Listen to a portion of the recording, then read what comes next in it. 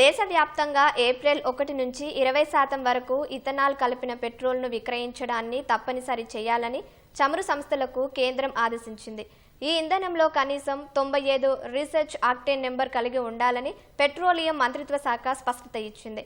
చమురు దిగుమతులను తగ్గించుకోవడంతో పాటు కర్బన ఉద్గారాలను తగ్గించే లక్ష్యంతో ప్రభుత్వం ఈ నిర్ణయం తీసుకున్నట్లు వెల్లడించింది. 80% పెట్రోల్, 20% ఇథనాల్ కలిపిన చమురును E20గా వ్యవహరిస్తారు. చెరుకు, మొక్కజొన్న, ఇతర ధాన్యాల నుంచి ఇథనాల్ను తయారు చేస్తారు.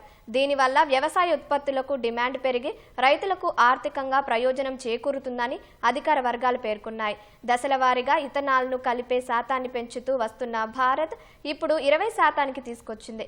2023-25 మధ్య తయారైన వాహనాల్లో చాలా వరకు E20 ఇంధనానికి అనుగుణంగా రూపొందించారు. E20ని కలపడం వల్ల 2014-15 నుంచి భారత్ 1,40,000 కోట్ల రూపాయల విలువైన విదేశీ మారక ద్రవ్యాన్ని మిగిల్చుకోగలిగామని పెట్రోలియం మంత్రిత్వ శాఖ తెలిపింది. పెట్రోల్లో ఇథనాల్ బ్లెండింగ్ 20%కి చేరాలనే లక్ష్యాన్ని 2030 నాటికి చేరుకోవాలని కేంద్రం అనుకున్న 2022లో ఈ గడువును 2025-26కు సంవత్సరానికి కుదించింది. ప్రస్తుతం దేశంలోని చాలా పెట్రోల్ బంకుల్లో ఇప్పటికే E20 పెట్రోల్ అందుబాటులో ఉంది.